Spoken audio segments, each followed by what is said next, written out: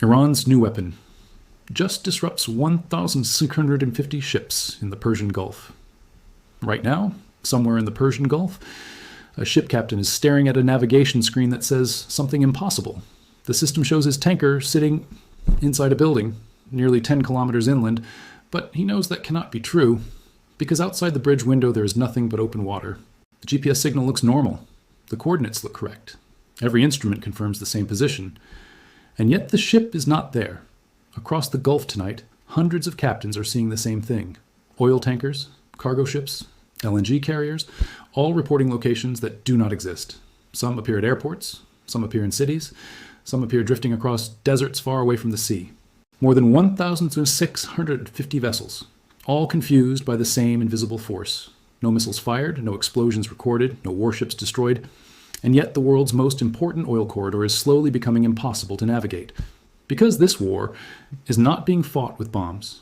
It is being fought with signals, invisible signals, that may be quietly shutting down the global shipping system, and the most powerful navy in the world may not be able to stop it. But the real question is not what is happening to these ships. The real question is why it is happening, and what it means for the global economy if this continues. Before we begin, welcome to Warfront Global. This channel is built for viewers who want to understand the deeper strategy behind world events, not just the headlines. And if you are watching today, especially those viewers with decades of life experience who have seen many global crises unfold, consider subscribing to the channel. Think of this channel as a quiet place for serious discussions about geopolitics, economics, and the forces shaping our world. And tell us in the comments where you're watching from today. Now, to understand what is happening in the Persian Gulf, we must first understand how modern shipping actually works. A captain stood on the bridge of a large oil tanker moving slowly across the Persian Gulf. He looked again at the navigation display glowing on the console. The coordinates were still wrong. According to the satellite system guiding the vessel, the ship was now sitting on land somewhere inside Kuwait. But outside the bridge window there was nothing except the open sea. Radar showed nearby vessels moving through the shipping lanes. Engines continued their steady rhythm beneath the deck. Everything about the physical world suggested the ship was exactly where it should be. Only the satellite navigation system disagreed. And in modern maritime trade, satellite navigation is the foundation of everything. Every vessel crossing the world's oceans relies on GPS signals to determine its precise location.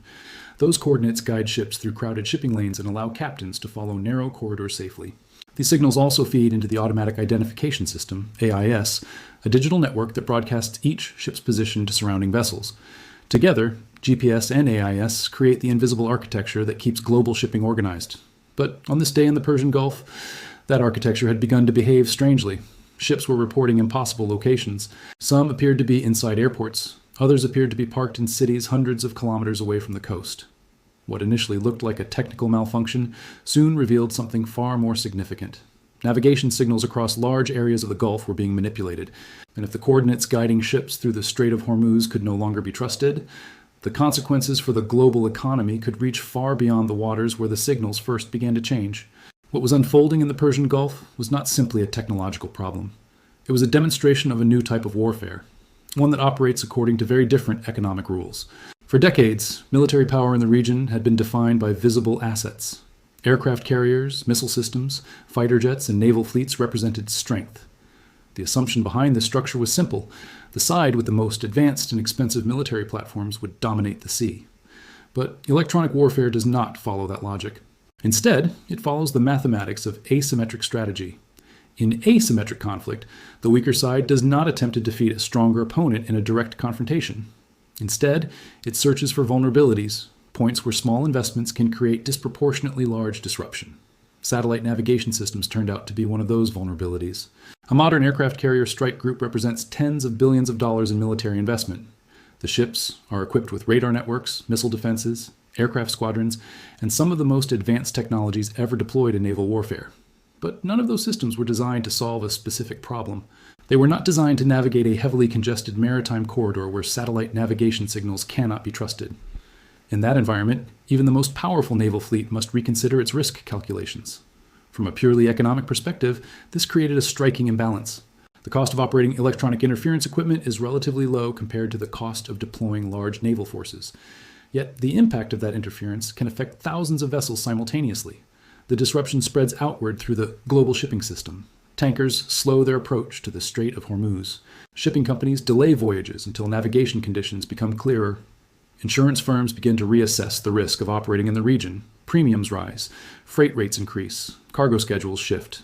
Each of these changes may appear small in isolation, but together they begin to influence the entire structure of global trade. The Strait of Hormuz is not simply another shipping route. It is one of the most critical choke points in the international energy system. Roughly 20% of the world's oil supply passes through that narrow corridor every day. Massive liquefied natural gas shipments also rely on the same passage. When navigation uncertainty enters that system, the consequences ripple outward rapidly. Energy traders begin factoring risk into oil prices. Commodity markets react to the possibility of supply disruption. Governments monitor the situation carefully because prolonged instability in this corridor can quickly influence inflation, industrial production, and transportation costs worldwide. In other words, what appears at first to be a technical disruption in maritime navigation can quickly evolve into an economic shockwave. And the key insight for analysts is this: the disruption does not require physical destruction. No oil terminals need to be bombed, no tankers need to be sunk. The system only needs to become uncertain. Modern global supply chains operate on a principle of efficiency. Ships arrive on tightly scheduled timelines. Ports are optimized for rapid loading and unloading. Energy markets assume predictable flows of crude and natural gas, but efficiency creates fragility. When uncertainty enters a critical choke point like the Strait of Hormuz, the entire supply chain begins to slow down. For entrepreneurs and investors watching global events closely, this moment carries an important lesson. The stability of the global economy increasingly depends on digital systems, satellites, data networks, and automated logistics platforms. Those systems were built to maximize efficiency. They were not necessarily built to operate during sustained electronic conflict. What was happening in the Persian Gulf suggested something profound. The battlefield of the 21st century may not always be defined by explosions or missile strikes. Sometimes, the most powerful weapon is simply the ability to make a system unreliable. And when that system happens to control the movement of the world's energy supply, the strategic consequences extend far beyond the region where the signals originate. By the second week of the disruption, the effects were no longer confined to ships at sea. They had begun to appear in financial markets. Energy traders in London, Singapore, and New York were watching the same data that maritime analysts were tracking. Tankers were slowing their approach to the Strait of Hormuz. Some vessels were anchoring outside the corridor, waiting for clearer navigation conditions. The physical flow of oil had not completely stopped, but it had become uncertain. And in global commodity markets, uncertainty is often more powerful than actual shortages. When traders begin to suspect that future supply may become unstable, prices adjust quickly. Oil futures contracts began reflecting the possibility that shipments from the Gulf might face delays or disruptions. This reaction was not irrational. The Strait of Hormuz functions as one of the most critical energy arteries in the global economy. Every day, millions of barrels of crude oil move through this narrow corridor toward Asia, Europe, and North America. Large volumes of liquefied natural gas travel the same route. If the movement of these resources slows even slightly, the effects extend far beyond the region. Shipping companies began adjusting their schedules. Some tanker operators instructed captains to reduce speed as they approached the strait. Others delayed departures from Gulf terminals entirely. These decisions were not based on panic. They were based on risk management. In waters where satellite navigation could not be trusted, captains needed more time to verify their positions using radar and visual navigation techniques. This slowed the system. Meanwhile, another economic mechanism began to activate quietly: maritime insurance. Shipping insurance operates on complex calculations of probability and risk. And when operating conditions become unpredictable, insurance premiums rise. Tanker operators must then decide whether the additional cost of insurance still allows their voyage to remain profitable. As premiums increased, some shipping companies chose to wait rather than send vessels through uncertain waters. The result was subtle but significant. More ships began appearing on tracking maps outside the Strait of Hormuz. They were not damaged. They were not under attack. They were simply waiting. For global markets, this was enough to trigger concern. Energy analysts understood that modern supply chains are designed for continuous flow. Oil production, shipping, refining, and distribution operate in a carefully balanced rhythm. Interrupt that rhythm long enough and pressure begins to build inside the system. Strategic oil reserves can buffer short-term disruptions, but markets know those reserves are temporary. Investors began asking a deeper question. If electronic interference could create enough uncertainty to slow traffic through the Strait of Hormuz today, what would happen if the disruption continued for weeks? The answer was not purely geopolitical. It was economic, because the global economy runs on energy. And the Strait of Hormuz remains one of the narrow gateways through which that energy must pass. When uncertainty enters that gateway, it does not remain a regional problem. It becomes a global one. The strategic lesson behind the signals. By the time the disruption had entered its second week, a new realization was beginning to spread among military analysts, energy traders, and policy advisors. The events in the Persian Gulf were not simply a temporary disturbance, they were a demonstration. For decades, global security planning had focused on visible threats. Naval fleets, missile systems, aircraft carriers, and military bases were considered the primary tools through which power was projected and defended. But the events surrounding the disruption of more than 1,750 ships in the Persian Gulf suggested that the structure of modern conflict may be changing. The global economy today runs on invisible infrastructure. Satellite networks guide ships through narrow waterways. Digital systems coordinate air traffic above busy skies. Automated logistics platforms manage the movement of goods across continents. These systems have made global trade faster and more efficient than at any time in history, but they have also introduced a new vulnerability.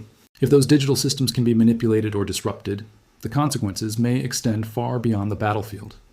In the case of the Strait of Hormuz, the disruption did not rely on destroying ships or closing ports. Instead, it relied on creating uncertainty.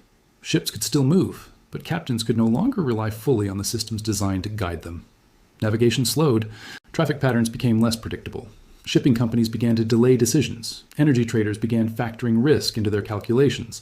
The disruption did not require dramatic violence to achieve its objective. It only required making a critical global system less reliable. For business leaders and entrepreneurs studying global risk, this moment offers an important lesson. The modern economy depends on a network of strategic choke points. Some of them are geographic, like the Strait of Hormuz or the Suez Canal. Others are technological, such as satellite navigation networks, digital communication systems, and undersea data cables. When those choke points function smoothly, the global system operates with remarkable efficiency.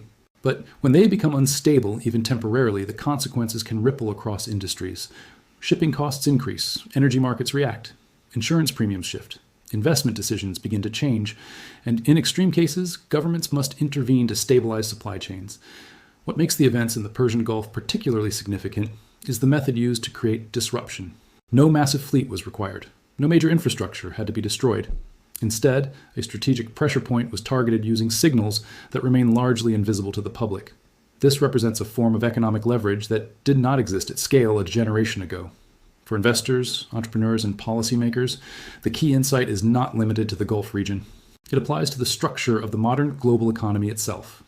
The systems that enable global commerce are increasingly digital, and digital systems can be influenced in ways that traditional military planning did not fully anticipate.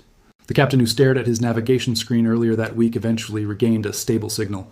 The coordinates corrected themselves, and the ship resumed its course through the strait. But the lesson remained. The ship had not been attacked. Nothing had been physically damaged.